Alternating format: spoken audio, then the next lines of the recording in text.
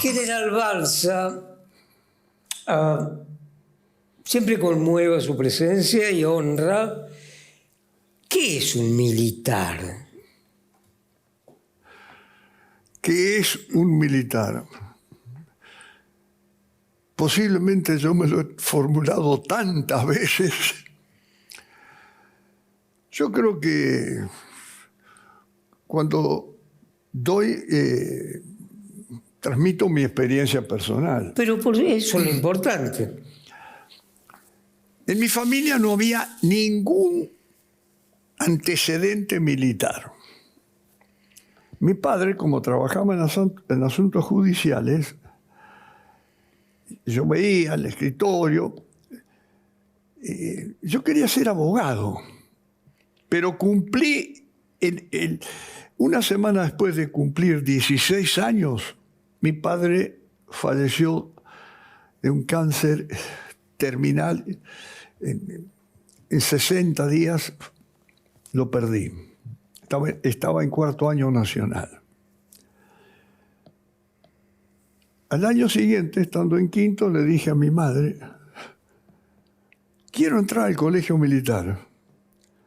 No me pregunte por qué, porque en ese momento no sé por qué dije eso.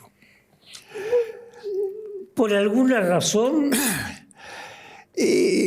Por lo que leía los diarios que llegaban a mi pueblo, y dije, lo militar, era una nebulosa en eso. Claro, pero ¿en qué consistía ser militar?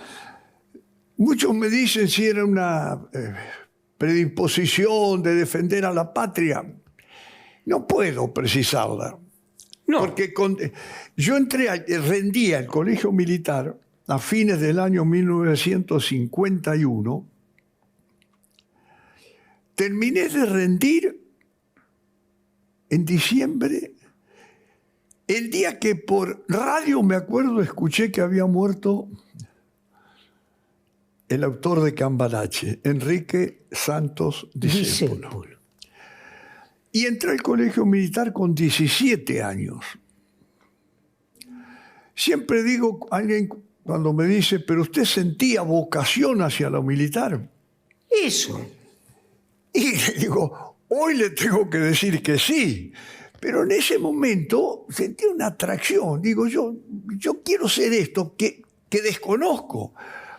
Porque yo había hecho el Colegio Nacional en mi pueblo. Qué extraordinaria respuesta. El Colegio Nacional ya lo había hecho en Salta, en Salto. Claro, yo en Salto nací, me crié, hice primaria y secundaria. Yo no rendía al colegio militar, un examen que era muy exigente. Pero muchos que ingresaron conmigo venían del liceo militar. Claro. Que es un colegio nacional. Es muy distinto. Militarizado. Sí, como Alfonsín, por ejemplo. Claro, también. Él fue liceísta. Yo no fui liceísta. Hice el primer año en infantería, un arma muy linda. Pero al año siguiente uno tenía que elegir el arma que quería. Infantería, artillería, caballería, ingenieros o comunicaciones. Y cuando se elige, hicieron elegir primero infantería, dar un paso al frente. Y yo no lo di. ¿No? No, porque dije, he hecho un año, es un arma linda, pero yo sentía cierta atracción hacia otros, que era artillería. Eligen caballería, que ahora es blindado. Tampoco, no di un paso. Y cuando dijeron artillería, di un paso al frente. Si tuviera que volver a febrero de 1953, que en segundo año se elegía arma, si tuviera que vivir esa experiencia, daría el mismo paso al frente y elegiría artillería. Nunca me arrepentí. Ahora, la vocación uno la va adquiriendo, puede sentir una predisposición, la va adquiriendo en la medida que va conociendo lo que hace. Yo creo, general, que es cierto, porque nadie tiene una vocación ardiente. Claro. Hay algunos que dicen, yo de chiquito sentía vocación, y respeto, puede ser. Yo empecé a conocer bien mi arma en cuarto año, en el último año, artillería, y por supuesto, mi primer destino, yo pedí montaña, no conocía la montaña, y fui me destinaron a Uspallata, Mendoza. ¿Sí? Era menor de edad, porque la mayoría de edad era a los 22 años. Claro. Yo cuando llegué me faltaban unos meses para cumplir 22. Me gustó esa especialidad y ahí fui apreciando mucho más mi arma, que era artillería. Perdón, general. Usted no fue liceísta, fue al colegio secundario, Corriente. Fue muy duro la relación, el trato al ingresar en el colegio militar, donde las cosas, imagino yo, eran más duras. ¿Qué me habla de la dureza en el colegio? Claro, de pasar del colegio secundario al colegio militar. Fue una experiencia completamente distinta. Más alguien que venía, un provinciano. Sí, por además. supuesto. Fue un año duro en ese sentido, un cambio de ambiente sustancial. Yo el año anterior había perdido a mi padre. Me costó. Y cuando ingresé a artillería, el segundo año también era algo nuevo. Me costó un poquito. Me refiero al trato. Y que cuando me dicen cuándo, yo me di cuenta de que eso era lo que realmente, lo que había elegido era lo que me gustaba. Fue en cuarto año, en el último año. Un año en que viví dos experiencias que conmovieron al país, pero que yo aprecié esas dos experiencias, las aprecié años después, en su justa dimensión. Cuando estaba en primer año, en julio de 1952, creo que fue un sábado 26 de julio, falleció la señora María Eva Duarte de Perón. Sí. Y a mí me tocó hacer 2 guardias en el velatorio de la señora, que se realizó en lo que hoy es legislatura. Antes era, en esa época creo que era el Consejo Deliberante de la ciudad. Sí, allí en la Diagonal Sur. Hay una cúpula, debe estar la cúpula, y ahí teníamos que estar casi media hora, 20 minutos, media hora, 4 cadetes. También había cadetes de la Escuela Naval y de la Escuela de Aviación. ¿Y qué me impresionó de eso? Yo había cumplido 18 años recién. La organización de todo ese velatorio, perfecta. Aprecié la congoja del pueblo. Pero en ese momento no aprecié muchas cosas. ¿Cómo cuáles? Porque era una cuestión que se mezclaba mucho también lo político. Pero yo no había votado nunca. Predominantemente. Claro. Pero años después pude valorar, en la organización había, sobre la Avenida Belgrano, creo que era. Sí. Eran cuadras. Y hablo de 4, 5, 6, 7 cuadras organización perfecta, y la gente pasaba, escuchaba algunas cosas que decían, lloraba. Me impresionó mucho, pero 4 años después, estando en 4º año, la experiencia fue distinta. Yo también era distinto. Ya no era un cadete que llevaba 6 meses en el colegio militar. Con 18 años. Estaba en el mes de junio, me faltaba medio año para recibirme de subteniente. Un día 16 de junio de 1955, no sé por qué causa yo había salido a hacer un trámite. Estaba en la estación Retiro del ferrocarril que le decíamos el Pacífico, Sí. le siguen diciendo a veces San Martín. Sí, sí. Sería el mediodía, más o menos alrededor del mediodía, o pasado el mediodía, pero yo estaba volviendo al colegio militar. Era un día gris plomizo, siempre digo, me quedó grabado eso, pero no llovía. Cuando subo al tren, yo escuché que alguien dijo, ¡qué truenos! No le presté atención porque realmente era muy posible. Acepté como truenos. Por el día. Unos 40, 45 minutos después llego al colegio militar, la estación El Palomar, camino 3 cuadras, entro al colegio militar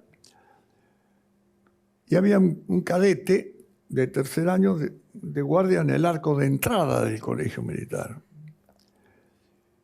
Y ahí me dice, ¿se enteró? ¿Usted viene de Buenos Aires? Mi cadete dijo, sí, pero están bombardeando Buenos Aires.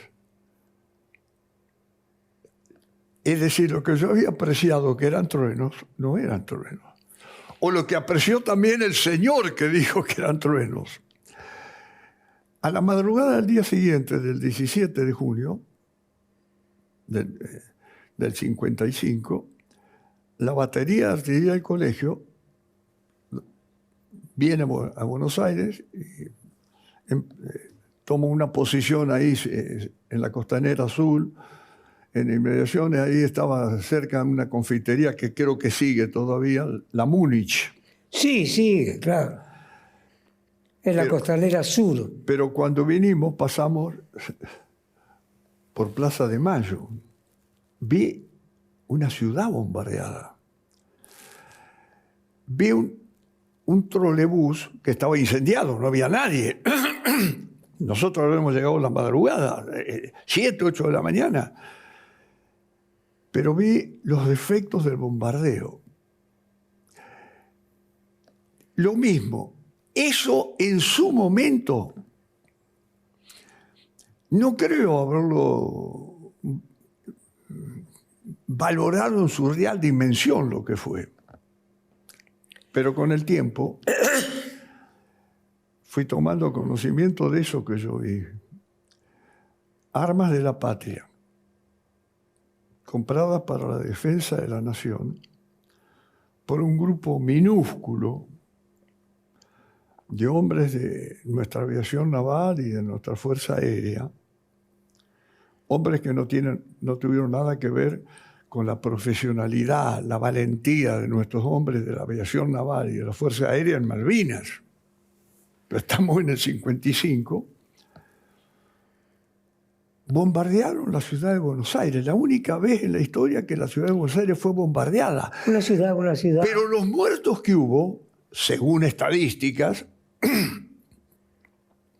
se habla de más de 300 muertos. Casi la mitad de los muertos de Malvinas. Casi nuestros muertos de la Armada del crucero General Belgrano. Y el número de heridos que le atribuyen a esa triste jornada es de más de 1.000 personas. Muchos años después, y por conversaciones, por lecturas, y sobre todo por una conversación que yo tuve con un gran amigo mío. Falleció hace 2 años, No era argentino. Yo lo había conocido cuando yo era teniente primero, ayudante del director del colegio militar. Había estado destinado en el colegio militar 5 años, como teniente y teniente primero. Y me tuve que atender a un ciudadano estadounidense de la universidad, allá de Massachusetts, que venía a buscar informaciones para un libro que estaba escribiendo. Ese libro, me dijo, se va a llamar From Irigoyen to Perón. Desde Irigoyen a Perón. Este señor se llamaba Robert Potash. Gran historiador. Con Robert habíamos estado 3, 4 días porque él venía a buscar mucha información, el origen de los cadetes, los planes de estudio. Y no nos vimos más hasta el año 1973, que circunstancialmente yo había terminado la Escuela Superior de Guerra. Voy a la biblioteca de la escuela a entregar un libro, creo, y le pregunto a una señora, veo un señor de espaldas, digo, ¿y ese señor? Que me resultó raro que hubiera ahí, porque no era un profesor. Y la señora me dice, es uno de una universidad de Estados Unidos, de Massachusetts. ¿Cómo se llama? Le pregunté. Y ella se fijó en el registro y dice, Robert Potash. Levanto una barra que tenía y me dice, ¿lo conoces? Lo toco, se da vuelta, estoy viendo la mirada de él. Y le digo, sí, Robert, soy yo. Vos estás más viejo y yo también, ya no soy teniente primero, soy mayor ahora. Iniciamos una amistad que terminó con la muerte de él. Muy larga, por cierto. Vino acá muchísimas veces a Buenos Aires, conocí la familia, él conoció toda mi familia, mi esposa, mis hijos. Las conversaciones que yo tenía personalmente con Robert me enriquecieron mucho de una parte de la historia argentina que yo no la viví. Él, en su primer libro, como siempre lo decía él, From Irigoyen to Perón, Sí. conversó con actores de esa época. Yo no, esos generales que él entrevistó no. Robert era 11 años más grande que yo. Claro. Me enriqueció mucho y es interesante cuando él cuenta y analiza, y yo lo comparto también, me hizo ver cosas que yo las había visto, pero no las había valorado en su justa dimensión, probablemente. ¿Qué odio tenía que existir en parte de nuestra sociedad para que hombres de uniforme, no interesa de qué arma, de qué fuerza, hayan bombardeado al propio pueblo? Más de 300 muertos, le digo, en Malvinas hubo 649 No, es muertos. algo absolutamente impresionante.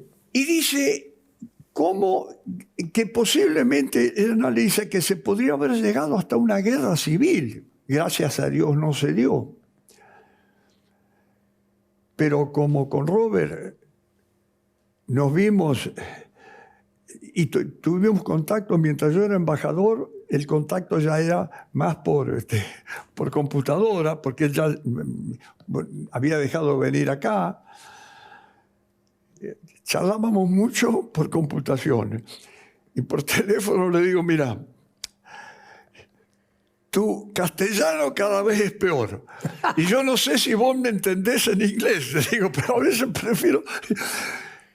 Era un hombre ecuánime, serio, imparcial, profundo. Y él me contó, me dice, nunca, y se interpretó también en otros sectores, en otros ambientes, en otros países, ese bombardeo de la ciudad de Buenos Aires.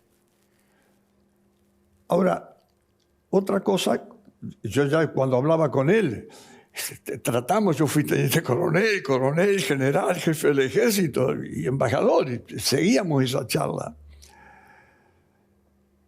Y hoy sobre eso me hace acordar de Robert, ya le digo, muy amigos hemos. Me preguntó un colega suyo hace muy poco sobre eso y digo, esto que estamos llamando grieta ahora, yo creo que para mí nació ahí. Qué importante esta afirmación.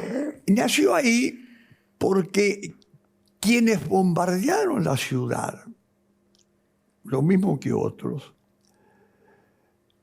unos meses después, en septiembre, concretamente, creo que el 23 de septiembre de 1955 asumió el general Lonardi, el golpe de Estado, el tercer golpe de Estado del siglo. Después vendría el cuarto, cuando el golpe de Estado contra Frondizi, el quinto contra Illa, y del otro prefiero no referirme al 76.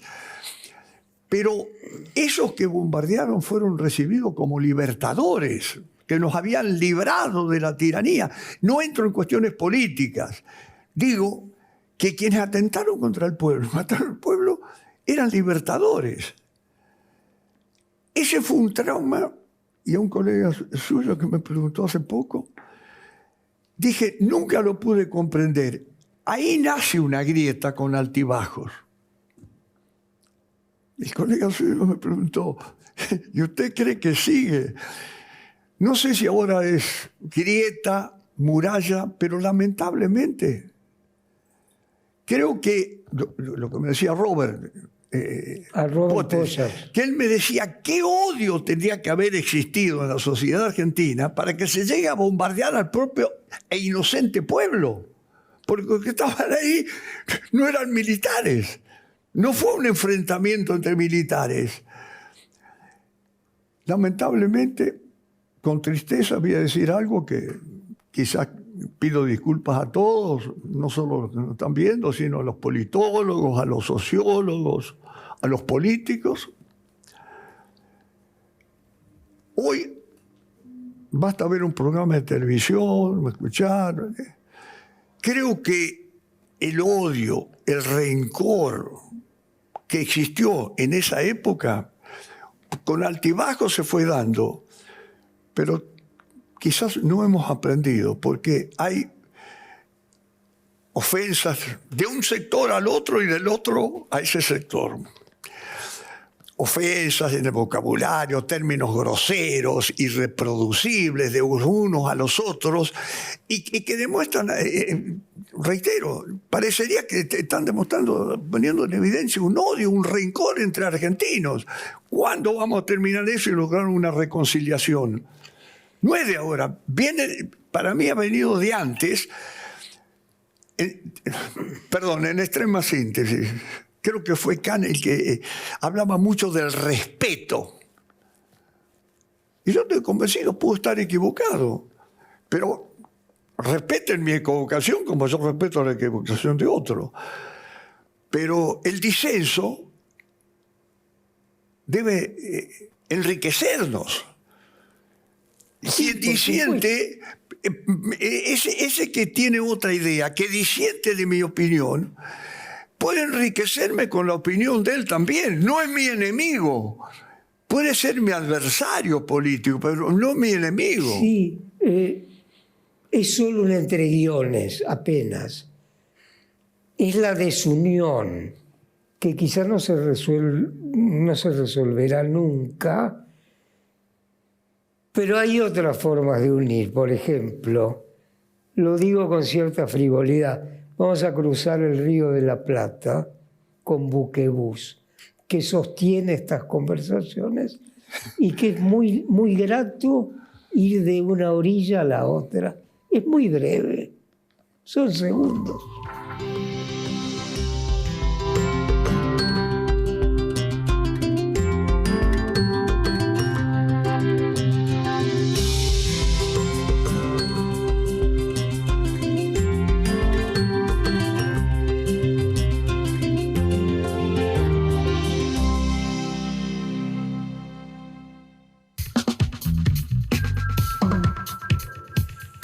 General, esta tremenda desunión. Recordemos que el presidente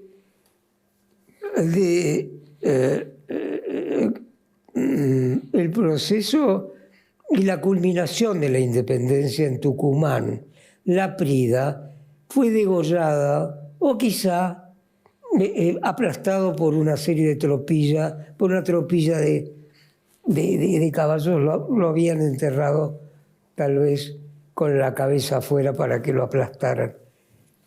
En el momento, o muy poco después de haber declarado la independencia, ¿es viable la Argentina?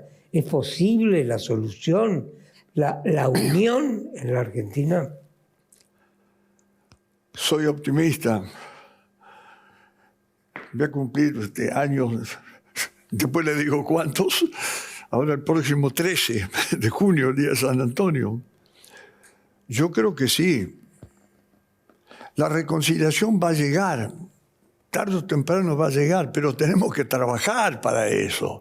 Dejar el odio, el rencor, los insultos permanentemente, y siempre la culpa la tuvo el de atrás. En todas las instituciones, no estoy hablando de política, yo no soy político, no soy politólogo, no soy sociólogo, pero para incursionar en una reconciliación es necesario ponerse de acuerdo. De decir, vamos a tratar de dialogar sin insultarnos. El pasado no puede borrarse. No puede borrarse como se borra una película. Claro que no. Cuando yo leo, usted también, los que nos están viendo, cobarde, ladrón y ambicioso y espía inglés fueron los calificativos que le dieron a nuestro libertador general San Martín. Así es. Cobarde, corrupto, ambicioso y corrupto y espía inglés a San Martín. Historia de Mitre. Se dice, hay un punto.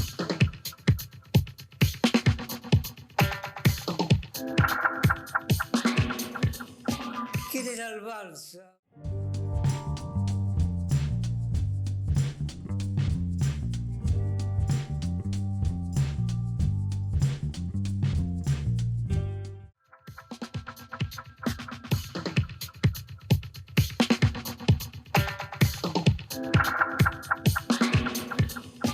General Balsa.